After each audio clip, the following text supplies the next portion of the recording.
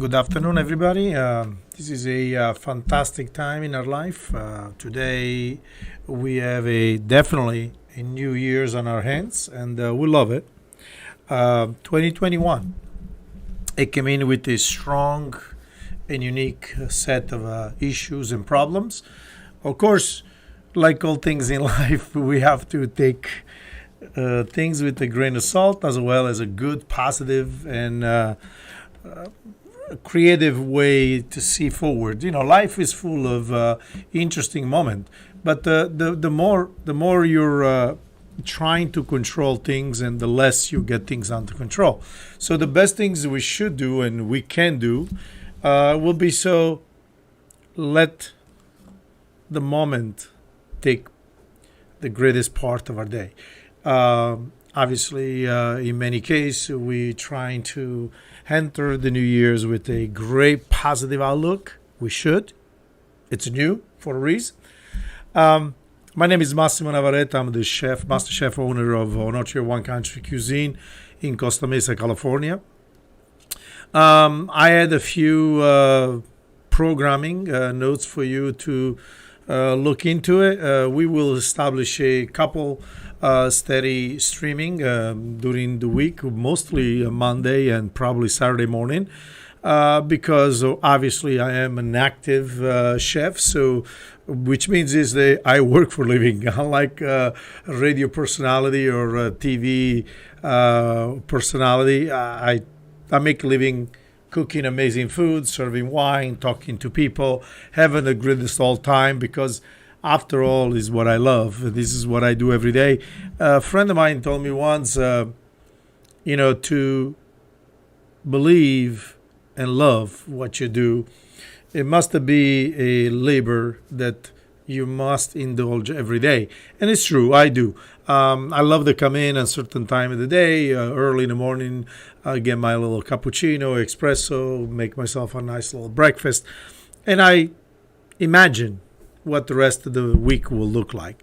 And in a way I do it is that because it's an exercise, it's mental exercise. I believe that more we use our brain cells, and it's great. It keeps your memory flowing and have fun. I'm in my 63 years old maturity.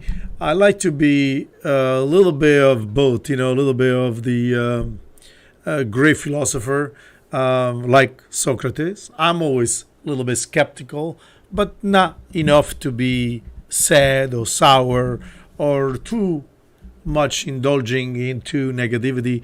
I don't. I really look on things for what they are. I like to believe that I'm a realistic person.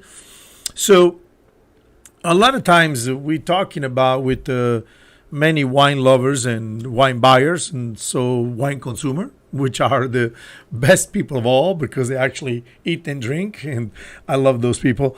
And too many times there is a conversation ensue, and it's all about the same thing, and it's kind of exhausting sometimes. But I understand that it's our nature, it's our human nature, that we seems to be exciting about getting something, and then when we do get that something, it seems like we move on to the next thing. So one of the questions that comes about a lot, it's the pursuit of perfections. I love that. The people fill up their mouth with their words perfections. What is it? What is it? Certain human beings are absolutely in love with this idea of perfections. I found the perfection to be at the front, the conversation, interesting, but most of the time it really evolves into something that is unobtainable, because one idea of perfection is not the other person's idea of perfection. And so therefore, you're already starting with the 50-50 chance of failing. And so my outlook on life is don't worry about perfection. Worry about enjoyment. Because enjoyment is something we all can achieve. I know that is also, like perfection, kind of different from one another's. But at least there's a commonality, there is a commonality. But also there is a what I call a mind relaxing process, because pursuing perfection is exhausting. It's almost like, as the more you try, the more you become imperfect, and so therefore once in a while just forget about it. When you're looking at people like Tom Brady, is he perfect? No. But he's an amazing player. Isn't it? He's also someone who enjoys what he's doing. And so that enjoyment, that passion, that everyday dedication makes him close to what a lot of people think is probably one of the most perfect players. But I get that. I'm good with that. I believe in that. And that pursuit, not so much of perfection, but professionality, to be the best at what you are, doesn't make you perfect at what you are, because sometimes there are variables. In wine is even worse, because in wine we have so many amazing wines from all over the world, and the idea that some wine are so perfect that there's no other ways to describe it is pretty shallow, to be honest with you. I taste, drink, enjoy the many wine, but I find a perfect one, I haven't. I'm sorry. Neither I care for, to be honest with you. I'm not pursuing it. It's not something that I think it's more of an ego trip. Humans find themselves in the egotistic realm, very simply put, because they try to reflect more about what they see as perfections, or reflections of the perfections in the mirror of their desires and their wishes and wanted, rather than have a beautiful bottle of wine in front of you that makes sense as a certain inherent amazing quality that we want to celebrate. I always start from where the wine is from. I always looking at what's it's made of. I'm less interested who makes the wine sometime, because there is certain level of a continuity into certain type of wines. In many cases, who makes the wine is very important, because there is a legacy that is part of the winemaking. So you're taking all these things in consideration, but ultimately, it's a bottle of wine. Ultimately, we want to celebrate the moment and the people we actually have the wine with, rather than so much the empirical bottle of wine faced to unobtainable situations.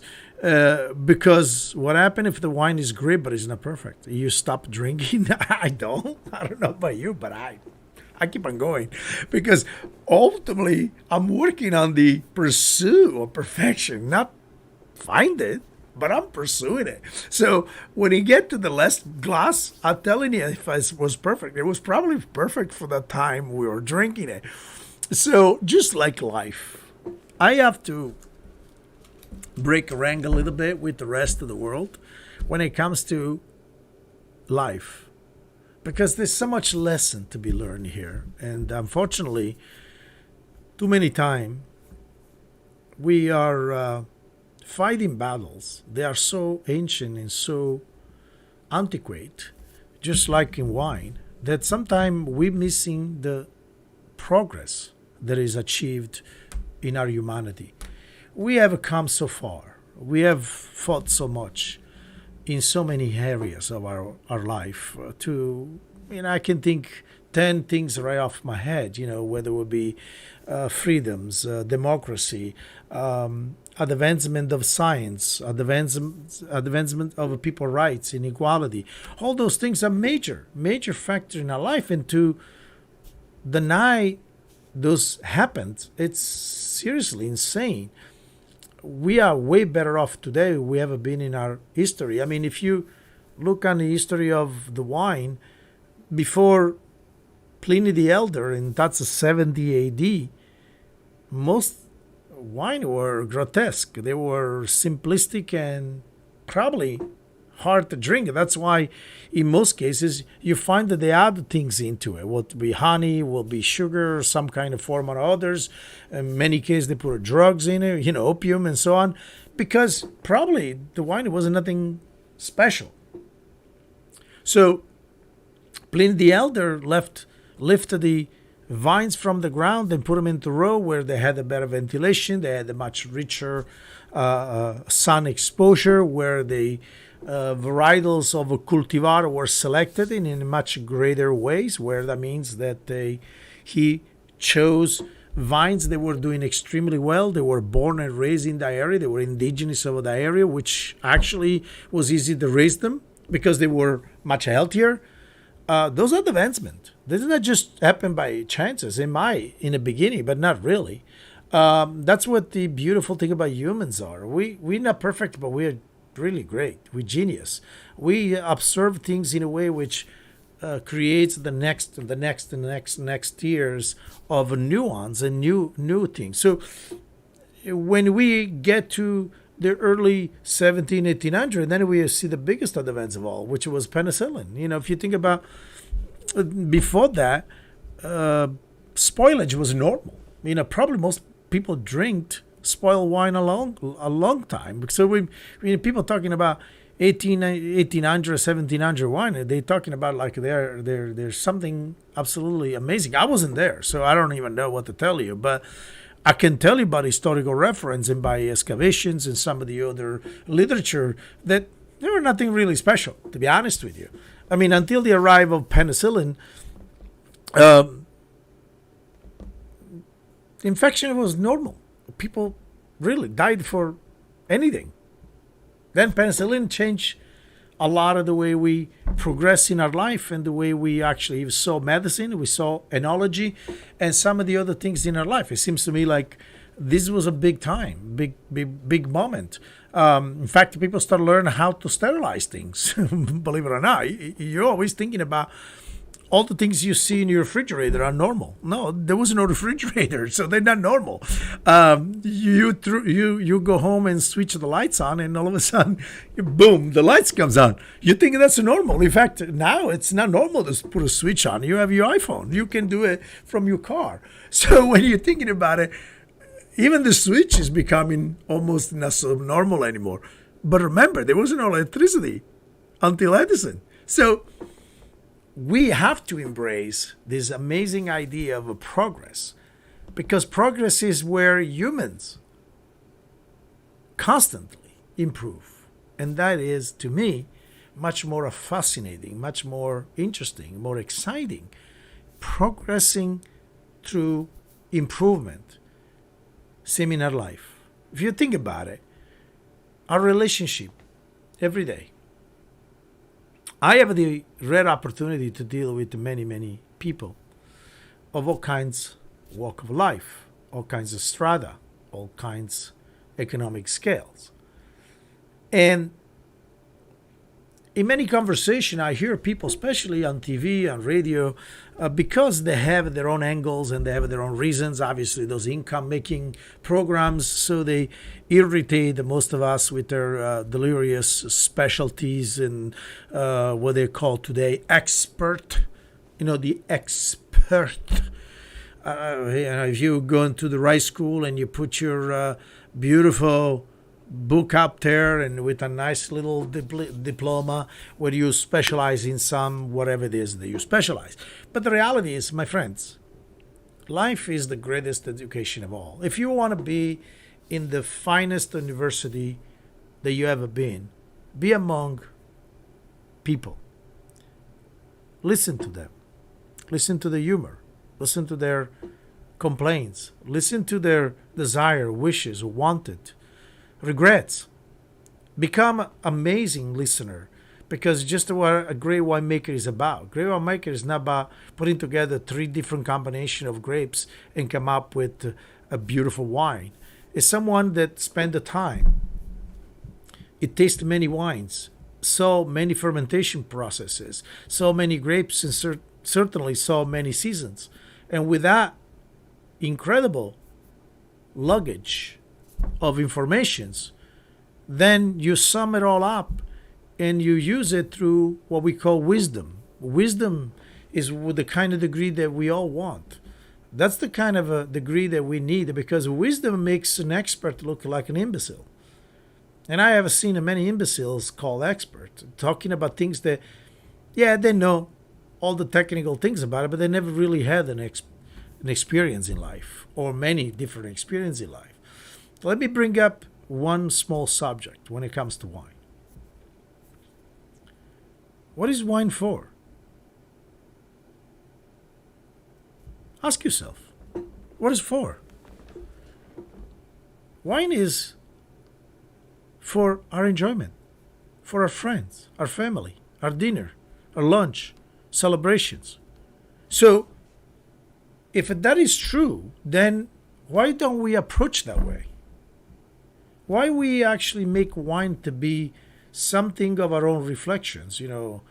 I'm the greatest, I'm the best, I'm the one of a kind, the one and only. So therefore, the wine that I choose, as such, it's ludicrous. It's insane. It's the same when you have leaders, so-called leaders in our country or around the world, where they only see one way, their way. Oh, sure, there are going to be many people that are going to agree with you. Yeah, because there's many people in the world. There's 7 billion. You'll find 1,000 or more. They agree with your point of view. But what's the goal? Is the goal to have a bunch of people believing in you, or is the goal to have a conversation with people to see where it goes? If you have a goal in mind, I understand it. But to me, the great signs of winemaking is to have a sensibility to understand where you have in your hands, what are the difficulties, what are the beauty, and then help the transformation of these beautiful wines into something that find joy in drinking and sharing. Because no matter what the bottle look like, no matter what cork you use, what label you're going to use, the end result is going to be exactly the same. It's going to end up on somebody's table. So, which puts us, the human, at the center again of the conversation. Searching for perfections, it's okay. But to be obsessed about it, it's not. It's not. We're never going to live in a perfect world. We're never going to make a perfect wine. We never, never, and I'll say this with absolutely certainty, will find more than a large percent of people who agree with us about what is and what is not. So that's normal. And that's what makes humans so amazing. So to me, the most exciting things about what I do, it's not because I'm going to tell you something. It's because I'm sharing something. I'm sharing my experience, the time that I spent among winemakers, wine salesmen, wine growers, and customers. Because that is the circle that we create around this beautiful product. Now, I know you're probably wondering, what's my objective? What is my goal? My goal is nothing. I don't have a goal. I have a simple vision. I like to talk to people. I like to enjoy the fruit of my thinking and share it. And into externates my thoughts, I would like to receive back the feedback, because I share with people my views, I share the people my visions, I share with the people, with the guest, with the audience, my point of view, because I want to find a commonality into our enjoyments of life. And as a reflections of that, to create a community where we have an easy way to talk to one another. One of the things that I found, I find in my life very troubling, is because we keep on pushing each other away by pointing out our differences. and rarely pointing out our our commonalities. We all love a glass of wine. Well, some people say, well, I like a beer. Okay, that's a drink. I'm good with it. I have no problem. Or you like whiskey? Sure, of course. Why not? The point is, we all like to enjoy something. And the best when we do it together.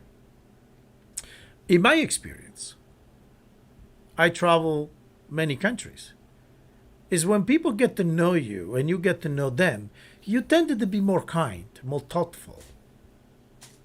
You also tended to be more generous.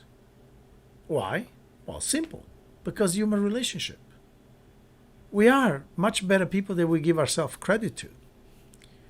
So when we keep embarking on each other's, we only do ourselves not really a favor, because we stop listening and understanding what the other person tried to tell us.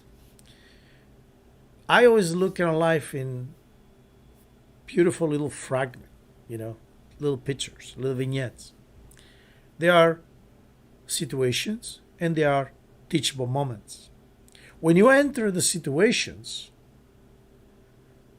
you find the opportunity to either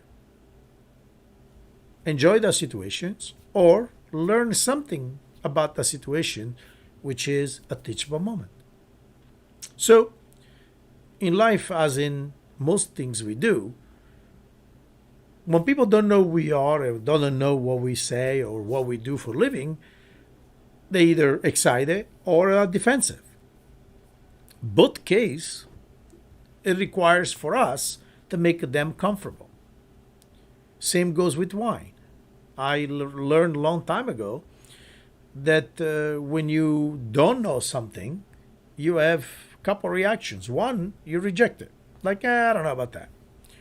Or you tend to be excited about it. So my job is to make sure that in few words, I will illustrate a certain quality and property and derivatives of this product or this wine that you feel comfortable. You get to know them a little bit. So let's say we talk about Amarone. It's Valentine weekend. It's coming on soon. It's a very famous wine. A lot of people don't know them. Some people, they're absolutely in love with it. What is an Amarone? Well, if you never had it before and you see the price tag, it goes like, oh my God, no, it's okay. But if I tell you a little bit about it, you might find that this is actually a price tag that you're willing to pay because it's intriguing, it's interesting, and it also sounds amazing. So let's try. Amarone is a wine that is produced in the region of Veneto, which Venezia everybody knows. Verona is the city, actually. And the hillside of Verona, it's called Negrar, is where Amarone come from. Amarone actually is the name of the wine because the area is called Val Pollicella. Okay? It sits in between Lake Garda and the Prealpi mountain range. Now, originally this wasn't the wine that was made. Another wine was made with a method, which was the Recioto della Valpolicella. The monks in the early, probably first centuries or so, they devised a system where they just pull out the clusters of the grapes, the nicest one on the side. So they left the whole cluster or the whole bunch of grapes for the rest of the farmers because they used to make wines and for many reasons, consumptions, Eucharist and so on. So they only clipped out the nice little cluster on the side, which in dialect is called recha, or ears, the Recioto. So then what they did is because they want to concentrate and make it more voluminous on the palate, more richer on the palate, they partially dry the grapes with a nice little dry systems, which in that area, because it's cold, they chose the high part of the house and put them in small baskets and make sure that they turn, that mold would not start. So once the process of drying or partially drying the grapes occurred, more water went out and more concentration of the flavor stays in.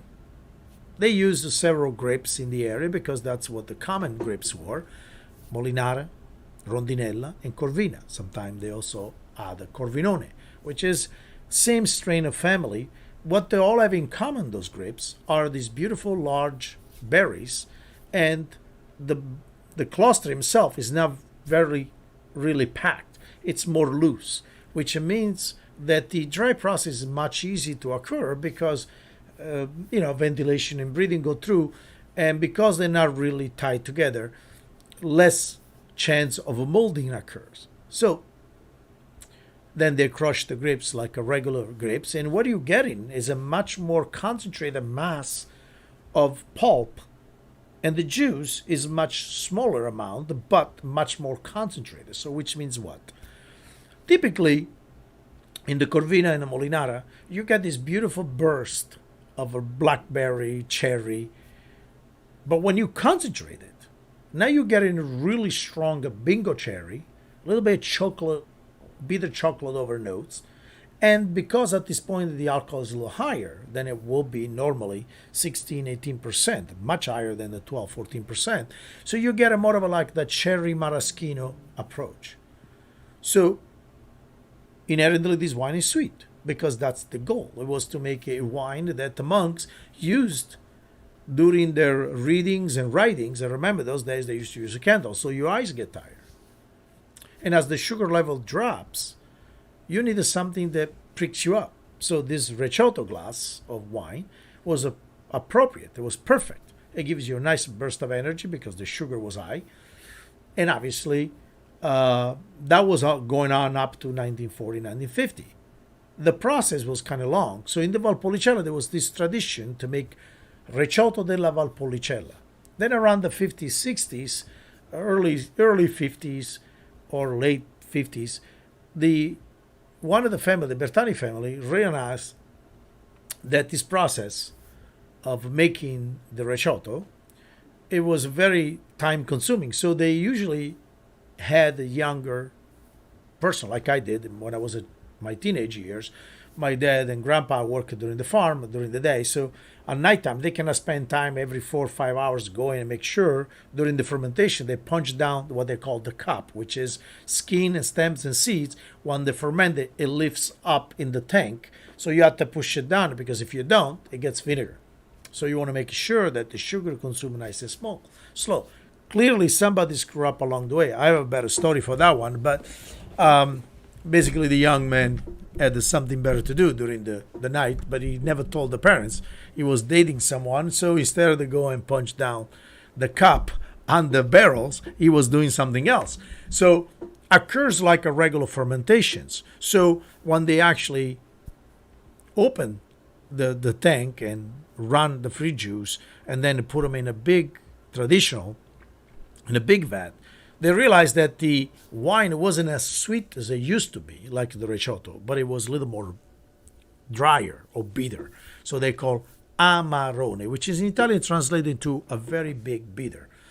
But then amarone comes also from the roots word of amare or amabile. So it's also two things. It's not as sweet as the Recioto, but it's really beautiful to love. So it's an Amarone. So Amarone really start, and we saw the labeling around the 1960s where they used to call Amarone del Recioto, Amarone di Recioto della Valpolicella. So it was a deliverance from the Recioto, but it became more of a wine. And I think realistically what happened there was simple. With the Recioto, they were making a small amount. So by reducing or drying less grapes and have a much more simplistic fermentation, they get more volume, less sweetness, and much bigger wine. So that's really probably what happened.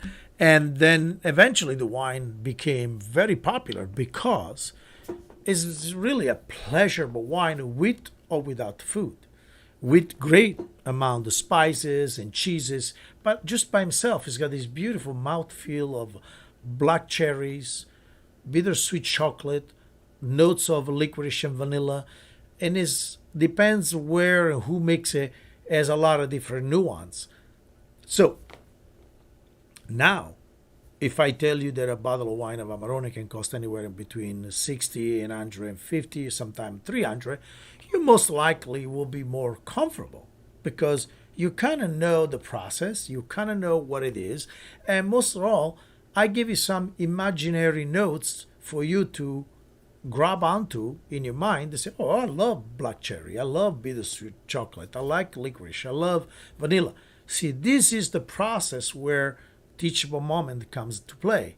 And so our job when we put ourselves in a leading position, or what they call leadership position, is not to look upon people that don't know as if they're a disaster, but it is to have that teachable moment to share the informations in a most succinct and accurate way for people to say, that sounds very intriguing. That sounds very interesting. I'd like to try that. And that's how we move on, and that's what we call progress. So progress are small, carefully crafted information given to people that it will take them from their usual place where they are to the new place where we want to go, but do it in a way that is comfortable, gentle, interesting, and excitable.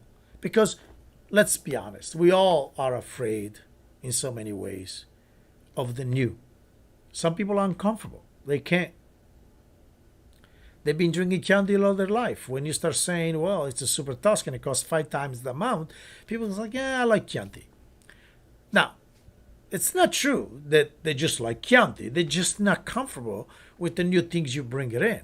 But if you open the bottle and they taste it, goes, wow, this is really good. What is it?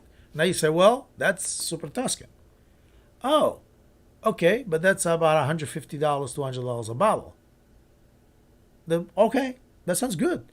Because this is the process. So rather than focus in our life as in our wine search for perfections, let's just enjoy the process and come to a point where we share our wisdom, our knowledge, and more people will come to the fold, it comes to us, and have a much more ease, more joyful approach to what is wine as well as life. So from Costa Mesa, California, I wanted just to give you guys a big, have a wonderful day, and hopefully I'll see you on Saturday afternoon around about 1.